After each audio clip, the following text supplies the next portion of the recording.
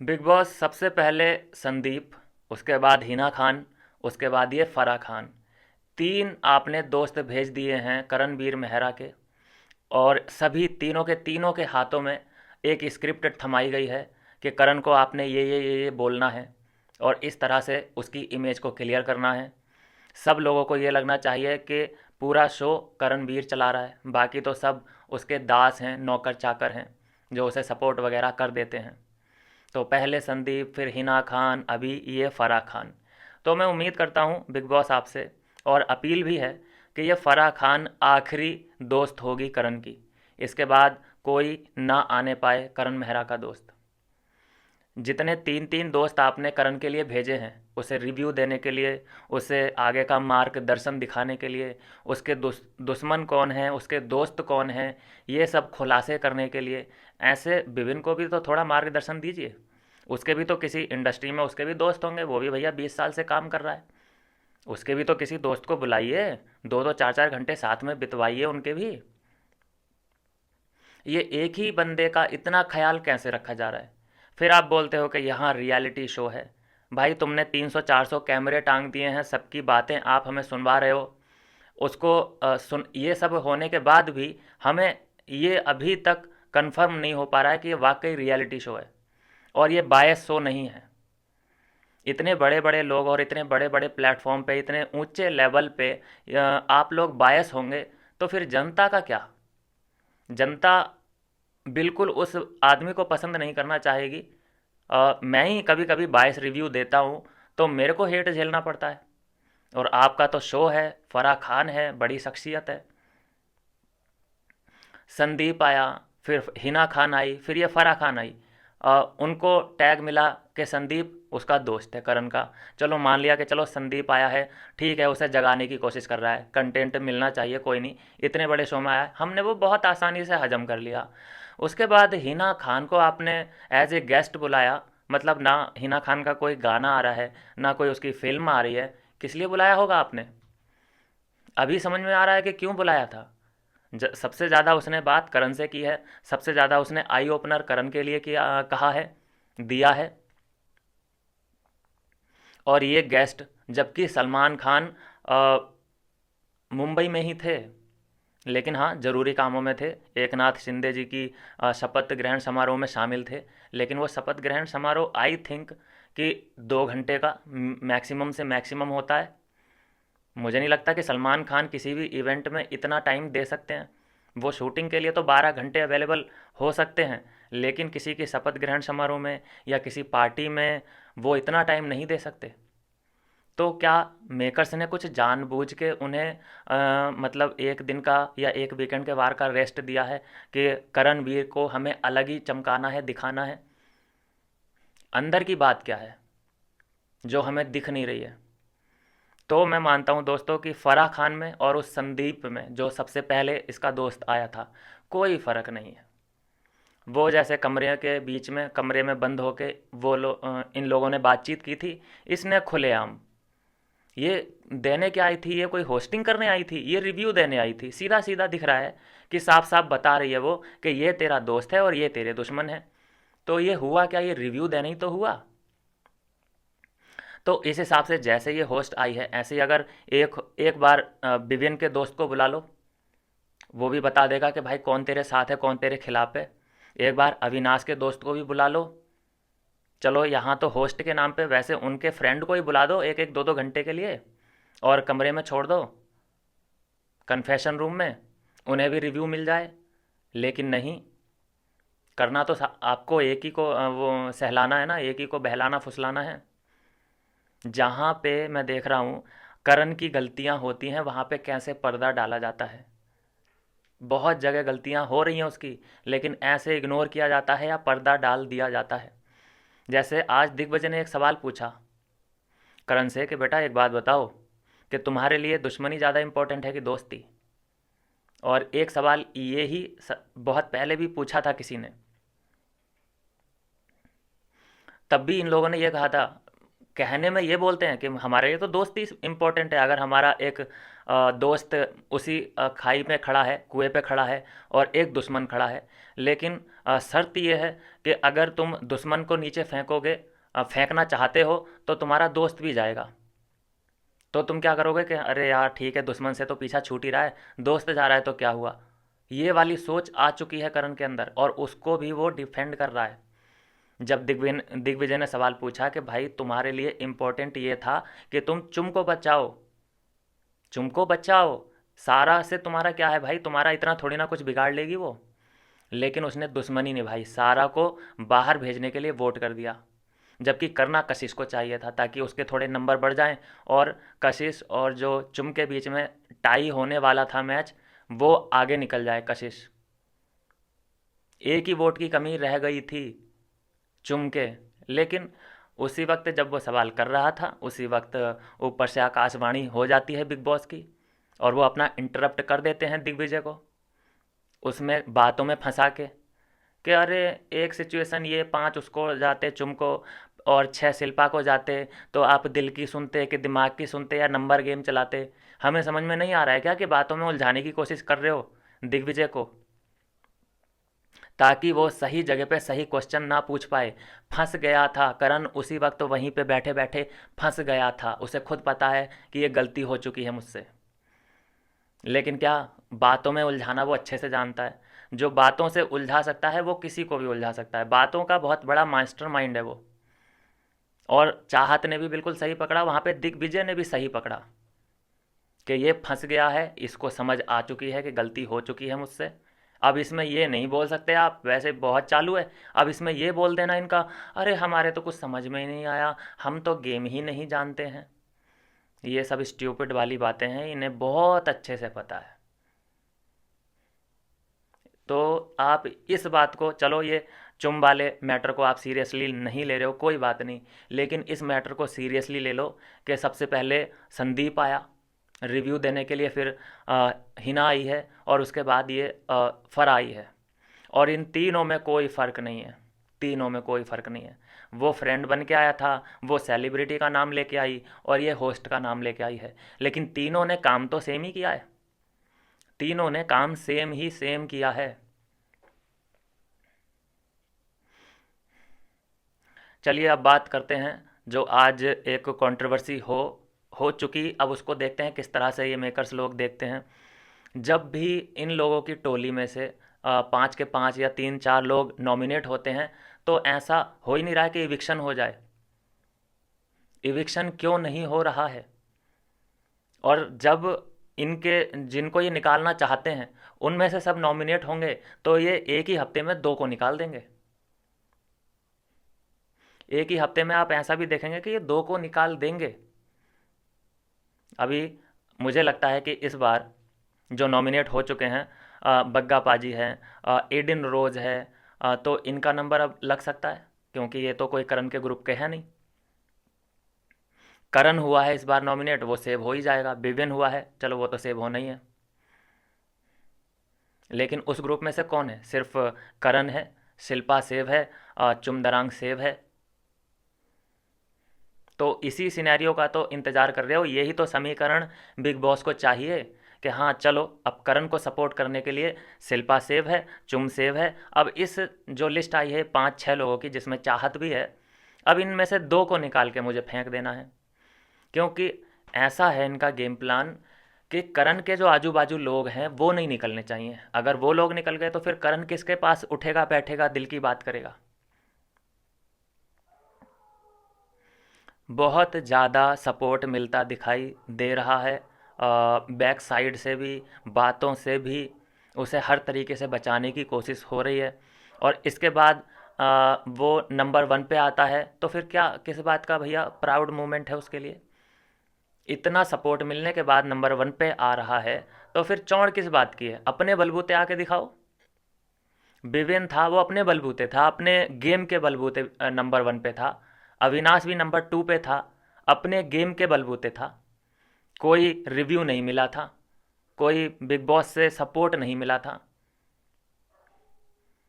जब देखो उनको डिसीजन किसी, अगर दोनों के खिलाफ लिया जाता था, तो घर वालों की सहमति से लिया जाता था। घर वालों ने बोल दिया कि भाई इसको जेल में डालना है अविनाश को, तो जेल में डाल दिया करते थे उसको। कोई रहमत नहीं दिखाई किसी ने भी। लेकिन मैं देख रहा हूँ कि करण को सेव करने के लिए, सेव तो छोड़िए दोस्तों, कि उसका बाल तक बांका ना हो जाए, इन सभी बातों का ख्याल रखा जा रहा है। ये चल रहा है रियलिटी शो। और एक बात आपने नोटिस करी होगी, जब अविनाश बोल रहा है कि मुझे अब शक हो रहा है, ये क्या हो रहा है कि 2 हफ्तों से कोई इविक्शन नहीं हुआ है, और वाकई एक एक इविक्शन होते रहना चाहिए। ये करते क्या हैं कि जब इनके फेवरेट लोग नॉमिनेट होते हैं तो नो इविक्शन वीक, और जैसे ही इन्हें लगेगा कि भाई इनमें से हमारा फेवरेट तो कोई है नहीं, चलो जाने दो, तो एक को नहीं 2 को भेज देंगे। तो ये बात अविनाश ने कैच कर ली है, उसने ये माइंड में पकड़ ली है। पकड़ तो बहुत पहले भी ली होगी, लेकिन हमें माइंड के अंदर का थोड़ी ना पता है, जो वो बोलेगा उसी से हम एनालिसिस कर सकते हैं। तो आज उसने बोली, और ये भी बात बोली कि भाई भरा बैठा हूँ मैं, क्यों नहीं हो रहा है एविक्शन, हम इतना मुश्किल से यहाँ तक का सफ़र तय किए हैं, और कभी कभी मौका आता है कि इनके ग्रुप के ज़्यादातर लोग नॉमिनेट होते हैं, तो फिर इविक्शन क्यों नहीं होता, नॉमिनेट करने का क्या फ़ायदा फिर। लेकिन जब ये बात कही जा रही थी तो बहुत दूर वाला कैमरा फोकस कर रहा था, किचन में ये बात कर रहा है वो, और लिविंग एरिया का कैमरा उसे कैच करने की कोशिश कर रहा है। इतना दूर से क्यों भैया, क्या किचन में कैमरे नहीं है, किचन वाली फुटेज क्यों नहीं दिखाई। तो यहाँ से तो सिनेरियो ये बनेगा कि अविनाश का बहुत बुरी तरीके से मोर बनाएंगे ये लोग। बहुत प्लानिंग अब तगड़ी वाली चलने वाली है अविनाश के खिलाफ, लेकिन अविनाश को जोकर ना समझा जाए।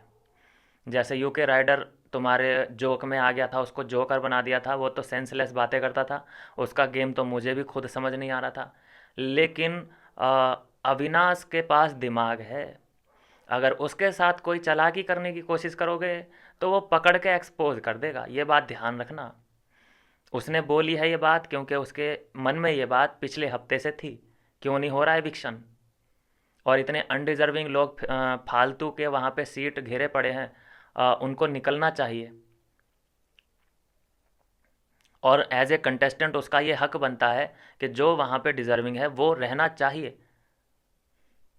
चलिए, अब जैसे करण की टीम ज़्यादातर नॉमिनेट थी, अभी जो अगला वीक आ रहा है उसमें जो ये लोग हैं, 6 लोग जो मैंने आपको बता दिए हैं, ये भी नो एविक्शन वीक रखना, कर सकते हो ऐसा।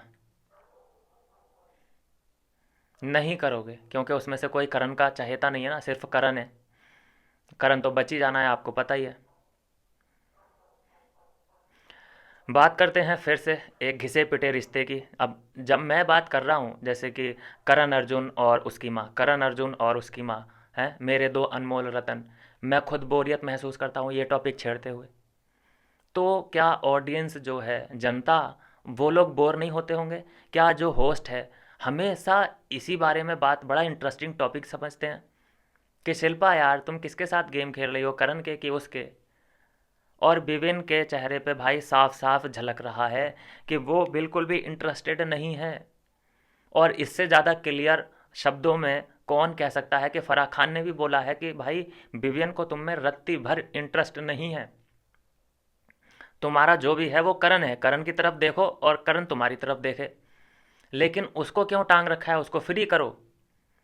लेकिन हम क्या देखते हैं दोस्तों कि प्रोमो आ चुका है जिसमें फिर से हमें विवियन शिल्पा के पास बैठा नज़र आ रहा है, वो नहीं छोड़ने को तैयार है।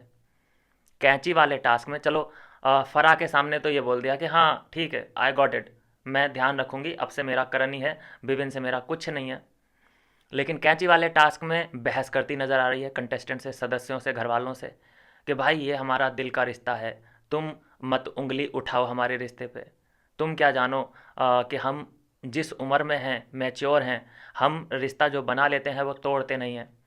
अगर हम 20 साल के होते इस वक्त तो शायद तोड़ लेते, लेकिन अब नहीं तोड़ सकते। नहीं छोड़ना चाहती भाई, वो विपिन को रखना ही चाहती है। ऐसा लग रहा है कि जैसे विपिन उसकी ऑक्सीजन है, विपिन दूर हुआ ऑक्सीजन ख़त्म, और आपको पता ही है उसके बाद क्या होगा। इस कदर ज़रूरत है, बहुत ज़्यादा ज़रूरत है भाई। यहाँ पे आज इम्पोर्टेंस समझ सकते हैं आप कि विपिन की कितनी ज़रूरत है। वो ट्रायंगल बना के रखना चाहती है, क्यों ना रखे भाई। हर वीकेंड के बार पे इस बारे में बात हो रही है। ये इस बात से फ़र्क नहीं पड़ता कि अच्छे वे में हो, गलत वे में हो, नेगेटिव वे में हो, पॉजिटिव वे में हो। इस बात से फ़र्क नहीं पड़ता, फ़र्क इस बात से पड़ता है कि बातचीत हो रही है। फ़र्क उस वक्त पड़ जाएगा कि बात ही होना बंद हो जाए। अगले हफ्ते वीकेंड का वार आ रहा है, उस पर बात ना हो। अगले उसके भी अगले हफ्ते एक और वीकेंड का वार आए, उस पर भी इन तीनों के रिलेशन के ट्रायंगल के बारे में बात ही ना हो। तब ये कहेंगे कि अरे ये मामला ठंडा पड़ चुका है, इंटरेस्ट, फिर ये बैठना भी बंद कर देंगे एक दूसरे के पास। क्योंकि भैया बहुत फुटेज मिल रहा है, इतना फुटेज मिल रहा है, बहुत फुटेज मिल रहा है भाई। बाकी के लोग दिख ही नहीं रहे हैं। जबकि अगर उनमें से भी किसी के पास पर्सनैलिटी ढूंढने जाओगे ना, तो सबके पास पर्सनैलिटी होती है। लेकिन क्योंकि कैमरा एक ही तरफ दिख रहा है, एक ही तरफ दिख रहा है, तो ऑडियंस को ये लगता है कि भैया ये ही हैं मैन बंदे। जितनी बात करण से की जाती है, शिल्पा से की जाती है, उतनी ही बात आप 2-4 हफ्ते ईडन से करके देखना। उतनी ही बात आप कशिश से करके देखना, आपको उसमें भी एक पर्सनैलिटी दिखने लग जाएगी। जो दिखता है वो बिकता है, ये है वहाँ पे सिंपल फंडा। तो इसी ट्रायंगल को बहुत बार देख लिया, बहुत बार सुन लिया, बहुत बोरियत होने लगी है। कई स्टेटमेंट खुद विवियन की हैं कि मैं बोर हो चुका हूँ, कैसे पीछा छुड़ाऊँ। तो इसका तोड़ निकाला है अविनाश ने। अविनाश ने तोड़ निकालने के साथ साथ कर दिया है विवेन को नॉमिनेट। और यहाँ से एक नई शुरुआत दोनों लोग करने वाले हैं। यहाँ से नई शुरुआत इन दोनों की जर्नी की होने वाली है। मुझे नहीं पता कि इस नॉमिनेशन से, जैसे कि अविनाश ने नॉमिनेट कर दिया है विविन को, इससे फ़ायदा किसको होगा, किसको नुकसान होगा, क्या दोनों को ही फ़ायदा होगा, क्या दोनों को ही नुकसान होगा, इस बारे में भी मैं आपसे बात करता रहूँगा। लेकिन अभी के मैं आपको पॉइंट ऑफ व्यू बता देता हूँ। पहली बात कि आपको गलत फहमियाँ नहीं पालनी है। दूसरी बात कि आपको चैनल सब्सक्राइब कर लेना है। चैनल सब्सक्राइब करना आपको बड़ा ज़रूरी है इस वक्त, क्योंकि ये विविन और अविनाश का बहुत ही मैं क्या कहूँ, एक नोक पे रखा है ये रिलेशन, दोस्ती, रिश्ता। और इसको बैलेंस बनाना बड़ा ज़रूरी है। गलत फहमी, एक गलत फहमी डिस्ट्रॉय एवरीथिंग। और गलत फहमियाँ दूर करने के लिए आपसे रिक्वेस्ट करता हूँ मैं, वैसे तो बोलता नहीं हूँ मैं सब्सक्राइब करने के लिए, वो आपकी इच्छा होती है, लेकिन मैं इस नाजुक मोड़ पे बोलना चाहूँगा कि इस वीडियो को ज़्यादा से ज़्यादा फैलाओ। इस वीडियो को आप सब्सक्राइब, मतलब हमारे साथ जुड़ो। खासकर विवेन फैंस, ईशा फैंस और अविनाश फैंस से मैं रिक्वेस्ट करना चाहूँगा कि प्लीज़ मेरे साथ जुड़ो, क्योंकि हम कोई भी आपस में गलत फहमियाँ नहीं पाल सकते, जगह नहीं है। और ये वो मोमेंट है कि आज हो चुके हैं 64 डेज़, और ये 64 डेज़ ही और आगे जाने वाला है सीज़न। तो थोड़ा सा लंबा सफ़र है, साथ में तय करते हैं।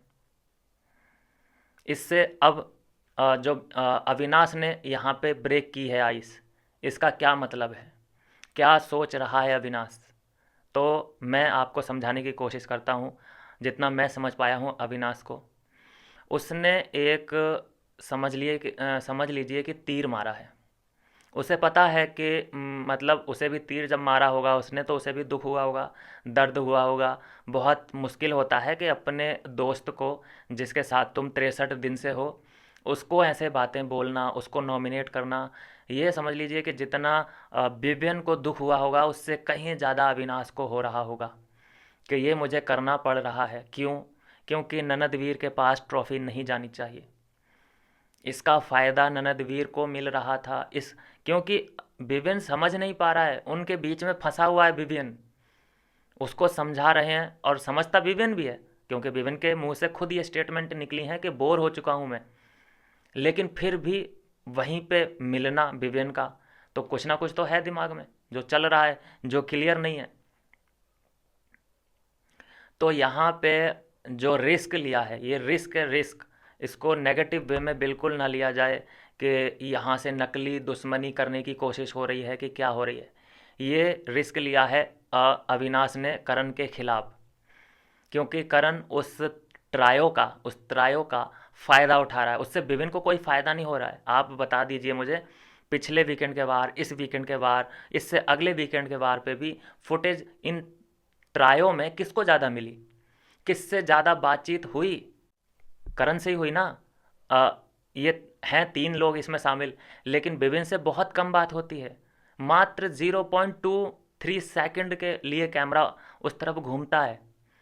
तो ये बात क्यों नहीं विपिन को समझ आ रही थी? आ तो गई थी, लेकिन वो मान भी गया था, मान तो गया था, लेकिन फिर भी पीछे क्यों नहीं हट रहा था? चलो पीछे हट भी रहा था, लेकिन कड़े शब्दों में आ, शिल्पा को क्यों नहीं कहा कि स्टॉप, अपनी जगह पे जाओ, जहाँ पे करण बैठा है उस जगह जाओ, मेरे पास आने की ज़रूरत नहीं है।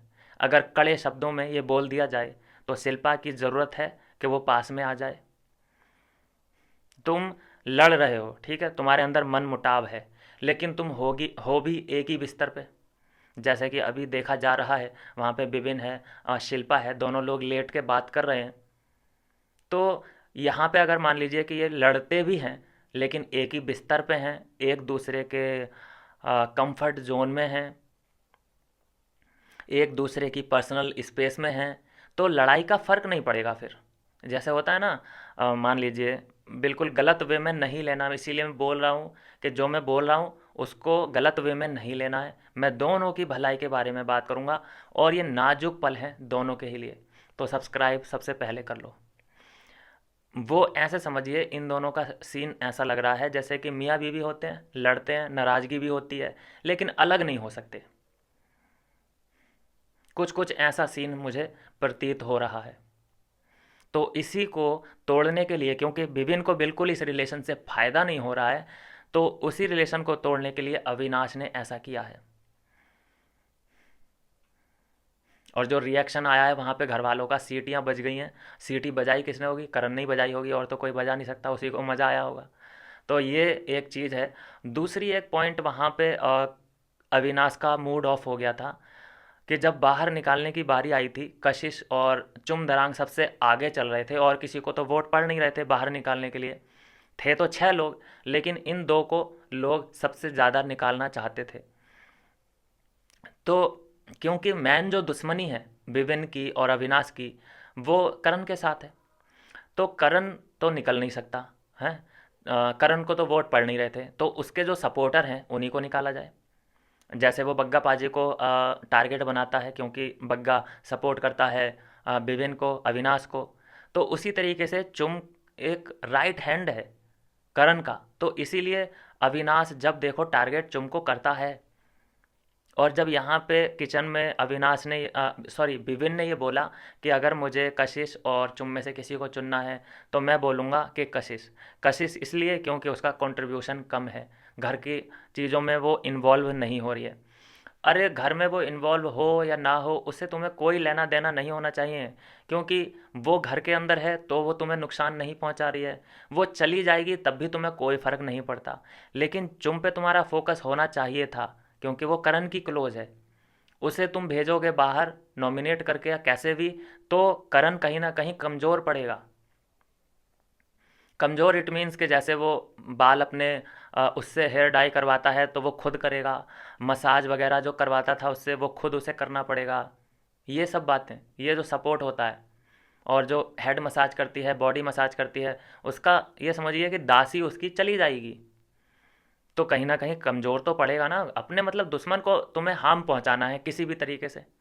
तो जब यहाँ पे कशिश का नाम लिया है विभिन्न ने, तो अविनाश का मूड ऑफ हो गया। वो उसने तुरंत अपना फेस घुमा लिया कि अरे यार तुम समझ ही नहीं रहे हो गेम को। और कुछ बातें ऐसी होती हैं अविनाश के दिमाग में जो वो सोचे बैठा है कि वो बोल नहीं सकता। प्रॉब्लम ये भी है, कई ऐसी बातें हैं जो बोल नहीं सकता, और ये बिना बोले वहाँ पे कोई समझ नहीं सकता, जिसकी वजह से उसने कुड़ कुड़ के ये डिसीजन ले लिया कि यहाँ से ये ब्लास्ट मुझे करना ही पड़ेगा। वो क्योंकि यहाँ से आई ओपनर देना चाहता है विपिन को कि ठीक है अब मैं तुम्हें कर रहा हूँ यहाँ नॉमिनेट। भैया है वो, समझ लीजिए, वो विपिन नहीं है, वो उसका भैया है, ठीक है, कि भैया मैं तुम्हें कर रहा हूँ यहाँ नॉमिनेट। और नॉमिनेट होने के बाद क्योंकि अब हम तुम दुश्मन हैं, तो तुम मेरे पास तो बैठोगे नहीं, और ना ही तुम ईशा के पास बैठो, क्योंकि वो सबसे पहले मेरे पास आई थी और सबसे ज़्यादा वो मेरे क्लोज है। तो तुम उससे आ, बोलोगे भी तब भी कोई दिक्कत नहीं, नहीं भी बोलोगे उससे तब भी कोई दिक्कत नहीं। लेकिन इस पे क्या तुम्हें शिल्पा का सहारा मिलेगा, ये सबसे बड़ा सवाल होगा नॉमिनेट करते हुए। वो ये देखना चाहता है कि चलो यहाँ पे तुम हो, लेकिन फुटेज तुम्हें वहाँ से भी नहीं मिल रहा है, यहीं से मिलता है। अपने तीनों का जो स्ट्रॉन्ग बॉन्ड है वो ही बाहर जा रहा है, लेकिन तुम उस नाव में क्यों कदम रख रहे हो। तो उधर से बचाने के लिए, शिल्पा के चंगुल से उसका गेम खराब करने के लिए शिल्पा का ये कदम उठाना पड़ा है। तो अब यहाँ से क्लियरिटी ये मिलेगी कि ठीक है, अब शिल्पा तुम्हें यहाँ से एक्सेप्ट करती है या नहीं, ये सबसे बड़ी बात है। क्योंकि अब उसे ये तो अंदाज़ा लग ही गया है कि अविनाश ने नॉमिनेट कर दिया है। तो अब अविनाश के पास तो बैठ नहीं सकता विपिन, तो अब कहाँ बैठेगा। कि चलो अपनी माँ के पास ही चलते हैं, आई मीन माँ कहें उसको कि क्या कहें समझ नहीं आ रहा। तो अभी वो तुम्हें झेल सकती है कि नहीं झेल सकती है, या फिर सिर्फ गेम के लिए ही इस्तेमाल कर रही थी। उसी के पास बैठो, थोड़ा वक्त बिताओ, थोड़ा उसे बोर करो। तो मैं फिर से कहूँगा दोस्तों, अगर मैं बोल रहा हूँ अविनाश और विवियन फैन आपस में लड़ने लगे तो ये करण की जीत है। आपस में नहीं लड़ना, ठीक है। आपस में ना ही करण वो ना ही विभिन्न अविनाश के लड़ेंगे, ना ही ईशा के लड़ेंगे। गलत फहमियों से दूर रहना। और मैं अपील करूँगा अविनाश और ईशा फैन से भी कि विविन को भर भर के वोट दीजिए। जो रियल पर्सनैलिटी है वो आगे जानी चाहिए, और विनर बनाना है जी। ये वोट वोट का चक्कर तो बिना कहे आपको करना ही करना है। हमें ट्रॉफी अगर देखनी है तो 3 लोग जो अभी तक किसी का रिव्यू के बिना वो यहाँ तक आए हैं, 3 लोगों का रिव्यू लेके बैठा है वो जलनवीर मेहरा। और फिर भी उसके होस्ट की ज़रूरत पड़ रही है, एक स्पेशल होस्ट उसके लिए बुलाया गया। तो करण का सपोर्ट करोगे आप लोग, या फिर उन लोगों का जो रियल पर्सनैलिटी अपनी दिखाते आ रहे हैं, अपने दम पे, अपने बलबूते पे, अपना दिमाग लगा के वहाँ तक पहुँचे हैं। कोई रिव्यू शिव्यू नहीं मिला है। और जबकि कमज़ोर बनाने के लिए अविनाश को उसकी मम्मी को बुलाया गया था, चाहत की मम्मी को, और खुद अविनाश की मम्मी को भी बुलाया गया था कि देखो तुम्हारा बेटा क्या कर रहा है। कमज़ोर करने के साधन तो पूरे हैं, लेकिन कोई भी ऐसा कदम अभी तक बिग बॉस ने नहीं उठाया है कि विविन को और अविनाश को थोड़ा सा मोटिवेट किया जाए। मतलब सिर्फ करण ही उनकी प्रायोरिटी लिस्ट में था, तो उसको लाडला क्यों बोला, ये कन्फ्यूज़न किस लिए पैदा किया। और अब आप सुनने होंगे कि 1 महीना शायद हो चुका, हमने लाडला वर्ड नहीं सुना है। लाडला वर्ड बिग बॉस के मुंह से हम नहीं सुन रहे हैं। तो इसीलिए मैं बोलता हूँ कि ये रियल पर्सनैलिटी हैं, किसी के बहकावे में नहीं चल रहे हैं।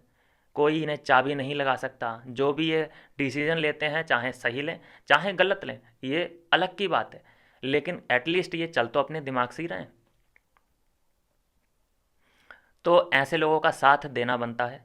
तो ये नहीं है कि हाँ विभिन्न इस बार नॉमिनेट है तो अविनाश के फैंस आराम से चिल करेंगे या ईशा के फैंस चिल करेंगे। नहीं गाइस, भर दो, वोट भर दो। और जब अगली बार ईशा नॉमिनेट होती है या अविनाश नॉमिनेट होता है तो विभिन्न फैंस एक्टिवेट। और इस बार मैं बोल रहा हूँ जागने की ज़रूरत है।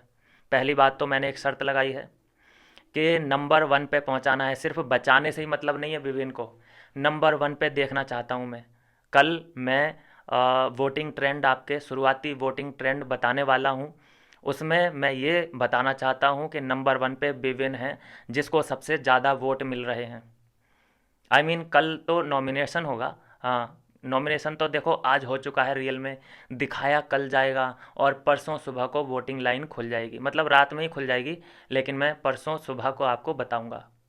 और मैं ये बताना चाहता हूँ कि नंबर 1 पे मैं विवियन को बताना चाहता हूँ, और नंबर 2 पे कोई भी आए मुझे कोई फ़र्क नहीं पड़ता। और वो नंबर 1 पे कैसे जाएगा, जब आप लोग इकट्ठे रहोगे। और उसके लिए मैं बोल रहा हूँ दोस्तों, चैनल सब्सक्राइब कर लो। गलत फहमियाँ बिल्कुल नहीं पालना, अविनाश पे कोई ब्लेम नहीं डालना। ये जो भी किया है उसने विवेन की भलाई के लिए और कुछ कुछ अपनी भलाई के लिए, दोनों की ही भलाई के लिए किया है। अगर ऐसा नहीं होता तो ननद वीर ट्रॉफी लेके जाएगा और वो फिर ठेंगा दिखाएगा, चिढ़ाएगा दोनों लोगों को। सबसे ज़्यादा बेइज्जती विवियन की होगी। देखो, मुझे नहीं लगता कि अविनाश को ये लोग आगे आगे तक लेके जाएंगे। यूज कर रहे हैं अविनाश को, टॉप 5 में भी नहीं लेके जाएंगे अविनाश को। और अभी तो इस बात का भी फैसला होगा, जो स्टेटमेंट दे दिया है अविनाश ने, जो सवाल खड़े किए हैं बिग बॉस पे कि ये क्या है कि करण की टीम नॉमिनेट होती है तो नो एविक्शन भी कैसे हो जाता है। तो इसका भी क्या पता क्या रिएक्शन आए, कुछ भी हो सकता है उसके साथ। तो वो तो अपना गेम यहाँ हथेली पे लेके चल रहा है। जब मर्जी उसका एक बार तो हो चुका, बाहर कर दिया था उसको। तो जो वो कर रहा है दोनों की भलाई के लिए कर रहा है, नहीं तो सब लाइमलाइट उधर जा रही है, करण के पास जा रही है सब limelight. The Karanveer Mehra show चल रहा है। कहाँ चल रहा है भैया, हम भी तो इसी दुनिया में रह रहे हैं।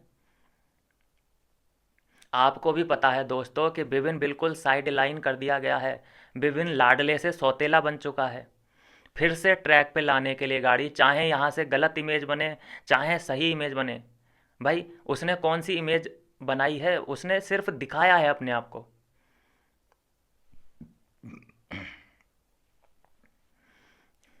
करण पहले कोने में था, बाद में वो कोने से निकला है तो चीखम चाक की है उसने, अंट संट बातें कुछ भी की हैं।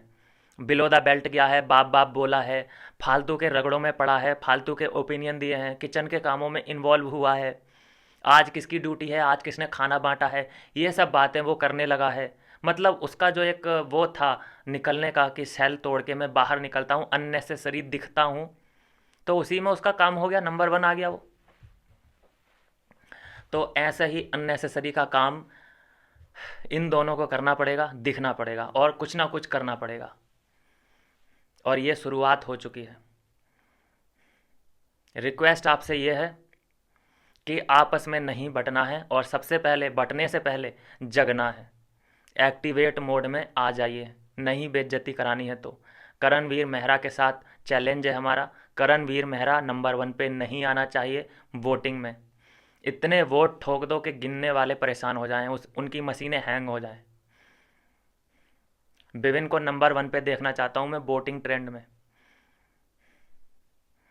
चलिए दोस्तों, ये है आज का रिव्यू। और चुम के बारे में मुझे आज वाकई बुरा लगा है। चुम के साथ जो भी हुआ वो समझ गई है कि मेरे साथ क्या होने वाला था। करणवीर ने और शिल्पा ने दोस्ती से ज़्यादा दुश्मनी को चुना, कि दुश्मन मतलब जो ईगो सेटिस्फाई होता है उसको करने की कोशिश करी।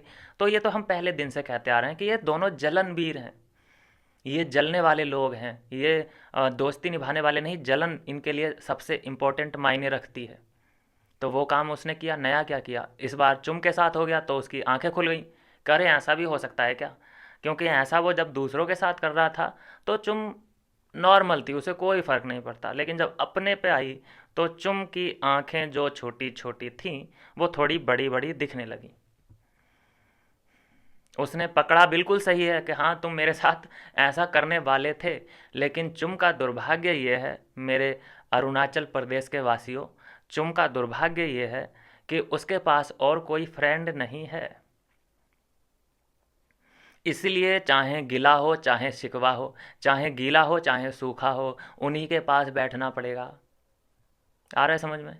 और ले दे के करणवीर और शिल्पा ही हैं जो कि उसके पास बैठेंगे। और क्योंकि शुरू से लेके आखिर तक उसका यही है कि मेरे हो तो तुम हो, नहीं है कोई तो तुम मतलब तुम हो, बस तुम ही हो और सिर्फ तुम ही हो। तो ये वाला रूप उसने शुरू से इख्तियार कर रखा है। किसी और के पास बैठेगी तो फेक लगेगी, किसी और के पास वो बॉन्ड बना नहीं सकती। जैसे कि हम चुम को ही क्यों कह रहे हैं, हम ईशा को भी बोल सकते हैं। ईशा हमें किसी और के पास बैठी हुई मिलती ही नहीं है, सिर्फ अविनाश के पास या विभिन्न के पास या बग्गा पाजी के पास। और किसी के साथ वो अगर बैठती है तो ऐसा लगता है जैसे फेक बातचीत करने की कोशिश कर रही है या फालतू के फ्रेंड बनाने की कोशिश कर रही है। तो ये प्रॉब्लम तो हो चुका है इन लोगों के साथ। चुम ने हालांकि पकड़ लिया है, दिग्विजय ने भी पकड़ लिया है, चाहत ने भी गलतियां पकड़ ली हैं करणवीर की। लेकिन उस गलती पे पर्दा कैसे डाला बिग बॉस ने इंटरप्ट करके, वही सवाल एग्जैक्ट वो पकड़ चुका था कि तूने ऐसा क्यों किया। तुझे अगर अच्छा लगता कि चुम चली जाती फिर क्या करता। तू अभी ये बोल दे कि अरे मैं समझ नहीं पाया गेम को, मैं नंबर गेम को नहीं समझ पाया, मेरे को जैसा उस वक्त लगा मैंने कर दिया, तो ये बोल सकता है तू, क्योंकि तू बोलने में तो बोल बच्चन है ना। बातें घुमाना ही तो आता है तेरे से, आता क्या है, बातों में ही तो जीत सकता है तू। अभी तक तूने ऐसी बातें उठ पटांग बातें कर कर के ही तो तूने पोक किया था उसको, अविनाश को, और उससे रिएक्शन ले लेके तू बेचारा बन गया, और बेचारे से तू हीरो बन गया विक्टिम कार्ड खेल खेल के। तो ये बातों का बहुत बड़ा बतून बतून वीर है, नहीं बकैत वीर है, बकैत बोलते हैं हमारे पहाड़ में, बकैती, बहुत बड़ा बकैत है ये। बातों से हराना, बातों को तोड़ मरोड़ के पेश करना, फालतू का चुम दरांग से अगर बनाना है तो उसकी चीज़ों में हेल्प करना, करे तेरा ये स्कर्ट थोड़ा स्टक कर ले अंदर, ऐसा हो रहा है ऐसा हो रहा है, ला तेरी हेल्प कर देता हूँ। हेल्प कर रहा है तू उसकी बकेट उठाने में, और उसको बाहर भी जाने ही वाली थी वो, तूने नहीं बचाया उसे। लेकिन क्योंकि करणवीर मेहरा के फैंस तो बिल्कुल एकदम, मैं क्या ही बोलूँ, इन सब बातों को ऐसे इग्नोर कर देते हैं जैसे कि ठंड के दिनों में लेटा हुआ भिखारी कोई कंबल के नीचे सड़क के किनारे मिलता है, तो जैसे कि उसे सब लोग इग्नोर करते हुए चले जाते हैं। तो यही है, करण की सभी गलतियां माफ़ करते हुए मेकर्स आगे बढ़ रहे हैं, और मैं अपील करता हूं और ये साथ ही साथ उम्मीद करता हूं कि ये आखिरी फ्रेंड होगा फराह खान जो करणवीर को रिव्यू देने आई है।